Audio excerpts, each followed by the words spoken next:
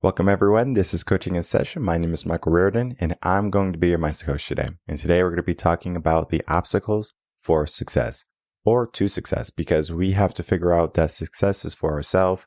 I have talked about success so much on the podcast and I'm going to continue to talk about success because people, they love success. They want success.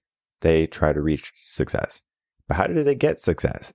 No matter how many blogs, no matter how many episodes, success is always one of those things that it's almost like we have to be motivated. We have to be reinvigorated. And though people should have their own motive for success, many people don't have motives or purposes at all. Some people think success is just, making ends meet, surviving, keeping their head above water. That's success for them. In a way, it's a way of good success because you are doing something, you have a positive result. But the issue is, how can we be more successful? How do we not let obstacles become in our way when we're trying to be successful? Sometimes those obstacles are going to be self-endowed.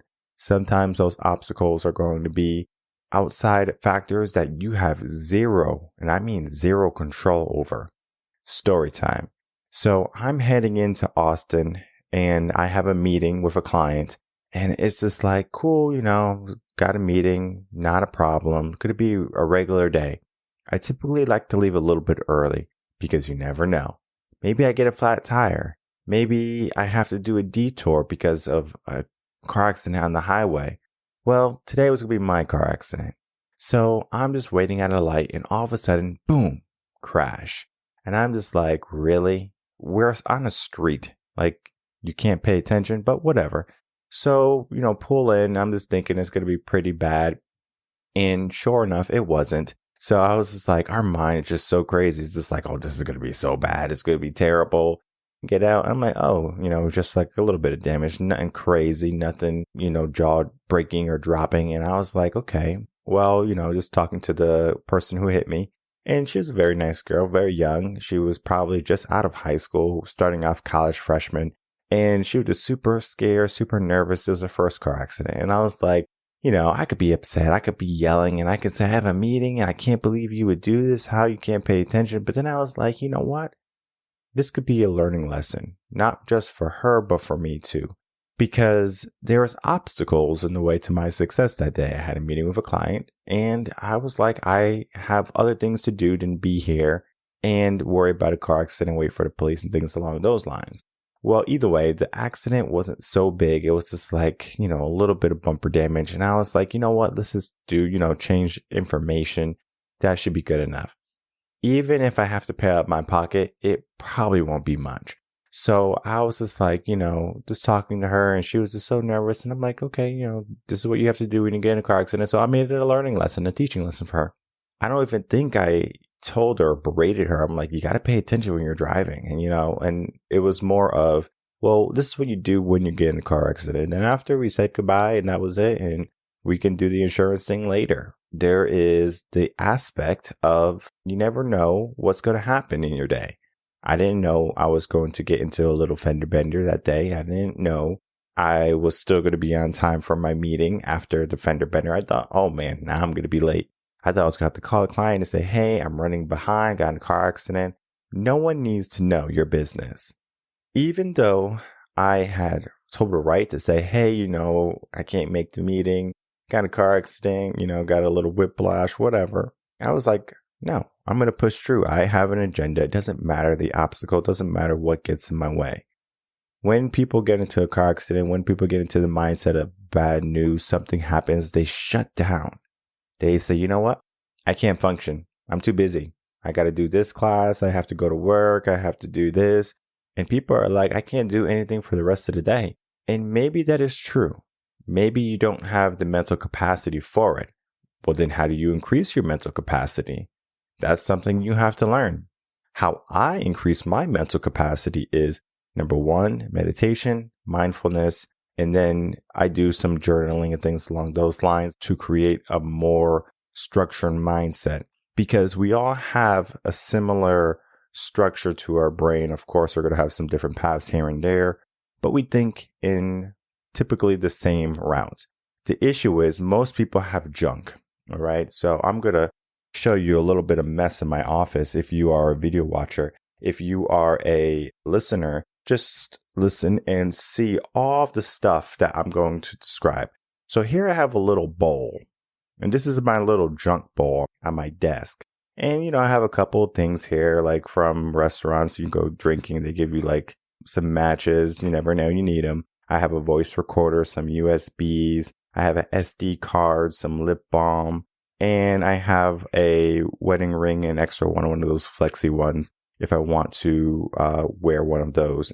So that is my little junk thing on my desk. That little junk thing on my desk is not too bad. However, imagine if that was all over the floor. That would be even worse. Now I have to make sure I don't step on it. Now I have to do my best to pick it up or whatever, right? There's a lot more to it, but here is all confined. I was able to pick it up in one container and say, hey, this is my little junk thing on my desk. Everything else is organized, but that's just like my little clutter bowl.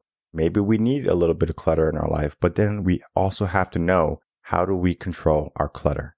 Some people are just like clothes. I take my clothes off and I throw it on the bed, and I take some clothes off and I throw it on the floor, and I take some clothes off and I just throw it in my closet.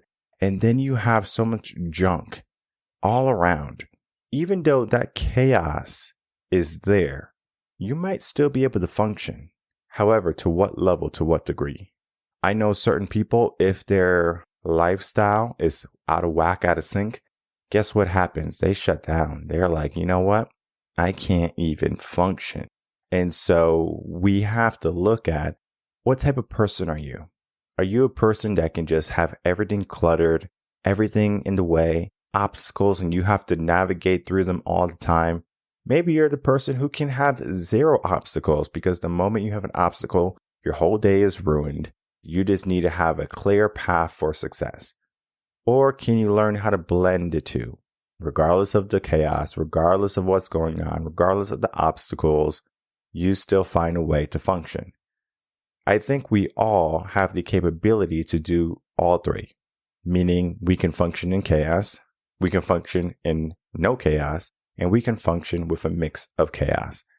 The obstacles to your success can be self-endowed, as I said, but you do have to realize, well, if they are self-endowed, how can I start to figure out ways to not let that happen? Well, maybe we have to start from ground zero, right? Step one. Because in order to have a healthy and strong body, you have to have a healthy and strong mind. But in order to have a healthy and strong mind, you have to have a healthy and strong environment. So you have to figure out, well, how can I get a healthy and strong environment? And then we can look at the body in a second. Well, number one, if you want to have a healthy and strong mind, you have to change your environment. We talked about the environment. We talked about the people you keep around yourself. We talked about how you can give yourself an aura, an energy, whatever you want to call it, where you are doing well in your mindset. Now, you can listen to all the personal help podcasts, all the personal help books, all the personal help gurus in the world, and you might say, my life is still a mess. Well, rightfully so, because you might have created an environment of cleanliness, but how long does that last? You have 24 hours in a day. So think of it this way. We're going to use a house. We're not going to make it a big house. Maybe we can even make it an apartment. I think the apartment might be a little bit easier than the home. So we're going to say we have a 2-1 apartment. The apartment is going to be 2 bedrooms, 1 bath, a kitchen, a living room area, and that's it. The main bedroom is going to be where you sleep. The second bedroom can be a mixed space where you have an office, and then you also have an area for another bed if you have guests. Depending on what's going on, we can look at both aspects, because if you have a guest is a different mindset, we can talk about that. But let's just say blanket, bedroom, office, bathroom, kitchen, living room, okay? Those are going to be our areas. Now, when you go to sleep, you need to make sure you have the best sleep ever. How do you make sure you have the best sleep? If you're worried about bills and rent and all the problems of your life and world and things that have happened in your day previous or the things that have to happen tomorrow, you're not going to get a good sleep. What I recommend if you're going to sleep, you need to make sure you write everything down before going to bed. Give the piece of paper your problems. Your mind doesn't need it. Your mind needs to repair. Your mind needs to focus. Because when you can learn to focus, when you can learn to prepare for the day coming up in a meaningful way, then it doesn't matter what happens for the rest of your day. You're already equipped. You do have to do a couple things. Number one, you have to have a good mattress. I'm not a mattress salesperson. I'm not going to tell you what type of mattress to get. But if you're not getting good sleep, get a new mattress. Then if you get a new mattress and it's still not working, you probably got the wrong mattress. But then you also probably are going through a lot of issues in your mind where you're not able to section off things in the right way. Think of your room now.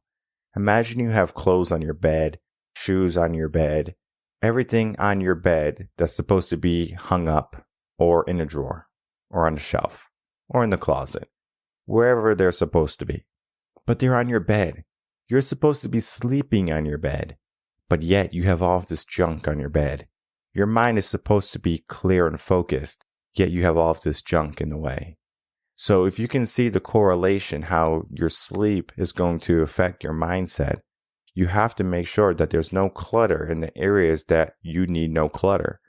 When you're trying to focus on your mindset, when you're trying to recover, sleep is going to be one of the best tools for you. Not your living room, your bedroom. Your living room is going to be typically the place where you're going to go sit down, maybe have friends over. Maybe you're going to have a TV, play video games or whatever.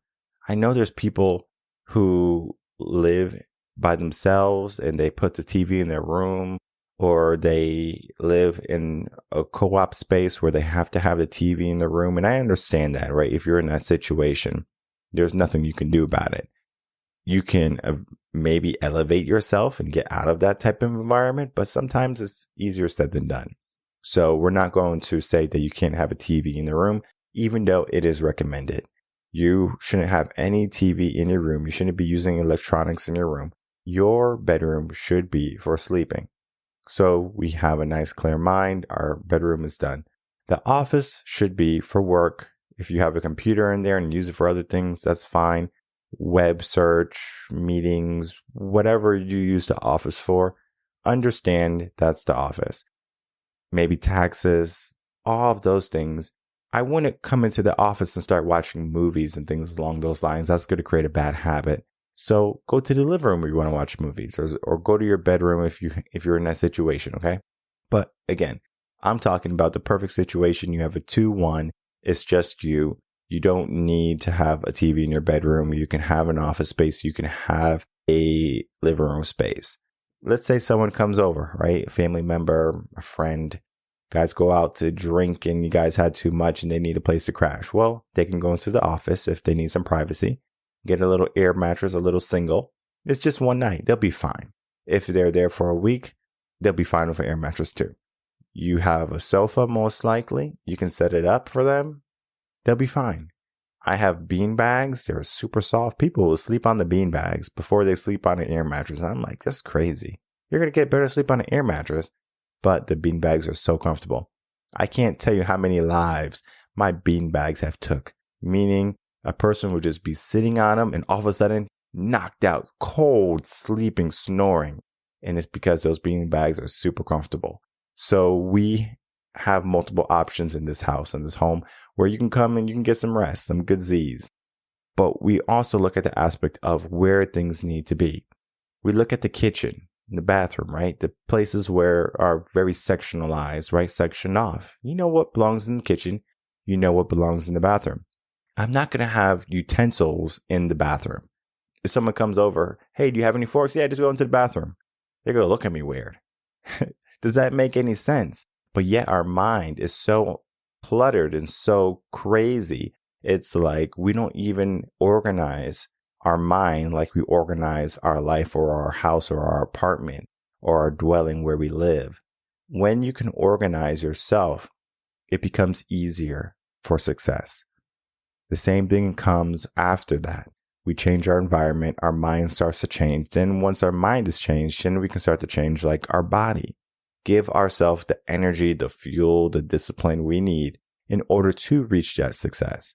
So we do it. We say, okay, we're going to eat healthy because everything is in order. Now we can have a nice clean fridge with our good foods. We don't have to rush to get fast food or anything. We are living in a very paced life. Everything is going according to plan until it's not going according to plan. Just like my car accident, that wasn't a part of my plan. But since my mind was already clean and since my path was already clear, it didn't matter if there was something that I needed to pick up or adjust. Think of your path from your door to your bedroom. It should be clear.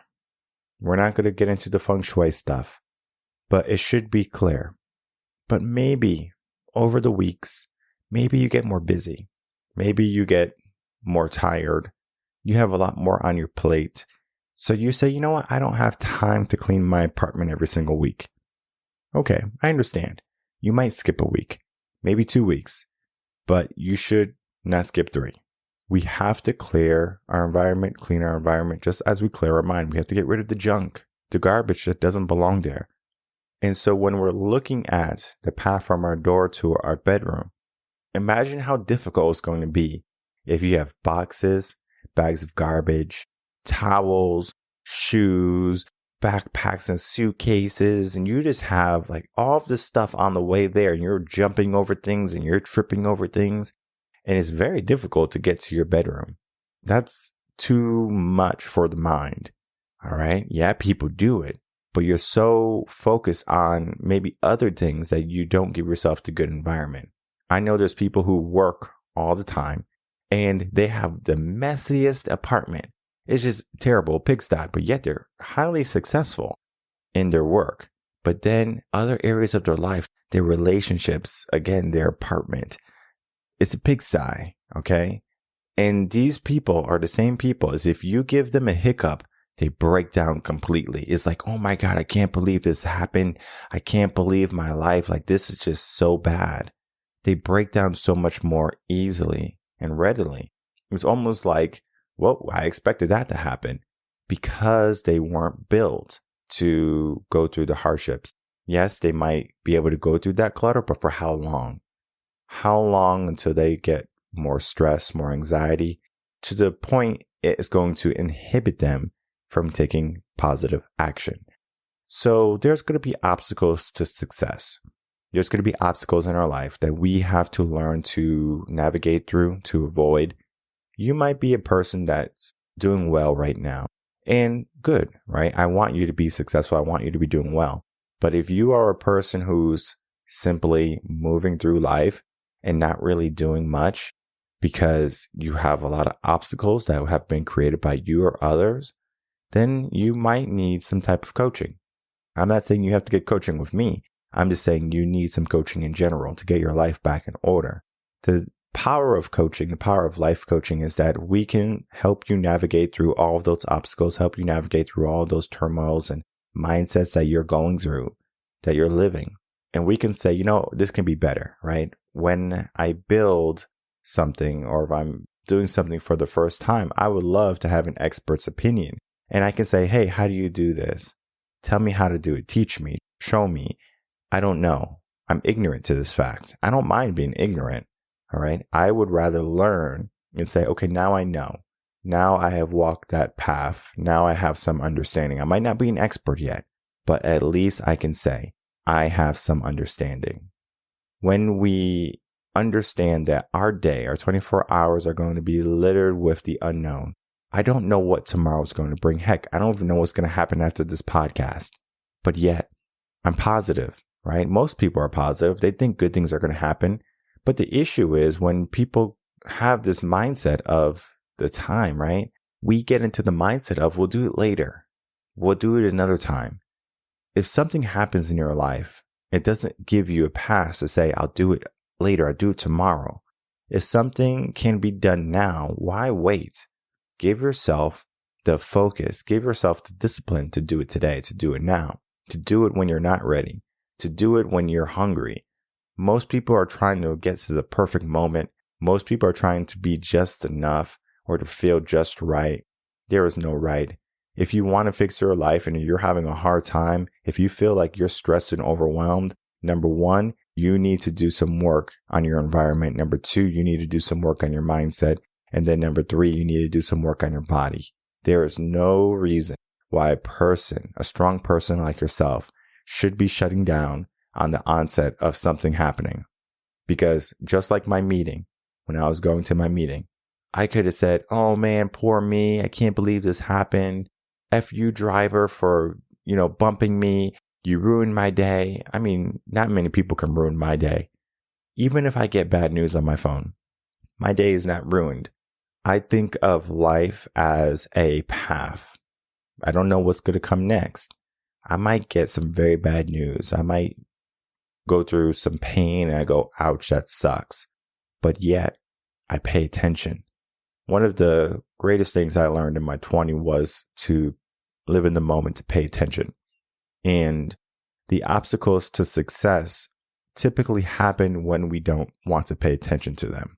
So if you get in a car accident, if you fail at a presentation, if you get fired, if you get broken up or whatever, learn to pay attention. The obstacles to success are just lessons. They're not something that you need to be afraid of. They're not something that you need to avoid. It's something that you should move into and lean into and say, why did this happen? Did I have full control? Which typically we never truly have full control of what goes on in the world, but we do have full control of what goes on in our mind, what goes in and what goes out. Because just as a filter might be able to stop most of the debris from going into the air, the water, whatever, our mind can be a filter too. If someone comes at me real negative, F you, Mike, F you, right? This, very upset at me. I don't know what I did. I go, oh, that's interesting. I'm still cool, calm, collective, but I'm going to say my piece, right? I'm not going to be like, oh, I'm so sorry. Why do you feel this way? Like, no. I'm the filter. I can choose to say, let this affect me. Or I can say, you know what? This is not going to affect me. And typically it doesn't, because I have my own agenda. I know how to incorporate things that come on the fly, but it's not something that can happen just overnight. It's a skill that you have to attain. Success is a skill, and it's also a mindset. So learn the mindset, learn the skill, learn how you can stop being the obstacle if you are. Learn how to get rid of the obstacles in your life. Learn how to navigate through the obstacles in your life, because there are going to be obstacles to your success. There's going to be ups and downs, and there's going to be a roller coaster that you might not want to go on. You have to traverse it. Sometimes in life, you're going to get some of the worst news, as I was saying. But yet, you have to go with a positive mind. You have to go with a smile. You have to go with an open heart and understand that life is life. But just because there's a bad moment, it doesn't mean that life is bad. We can make it to success. So learn how to be successful. Learn how to navigate through all the hardships in life, no matter what comes your way, good or bad days. Find yourself. Make sure you give yourself the mindset and the tools, the resources that you need. Head over to revenconcepts.com. Learn about our coaching program. Learn about how you can become successful in your mind, your body. Once you learn how to become successful in your body and your mind and begin the journey that is going to be maybe your best success yet. My name is Michael Rearden. I'm a mindset coach. If you have any questions, you can email me coachinginsession@gmail.com, and I'll see everyone on the next episode of Coaching in Session. Until then, everyone take care.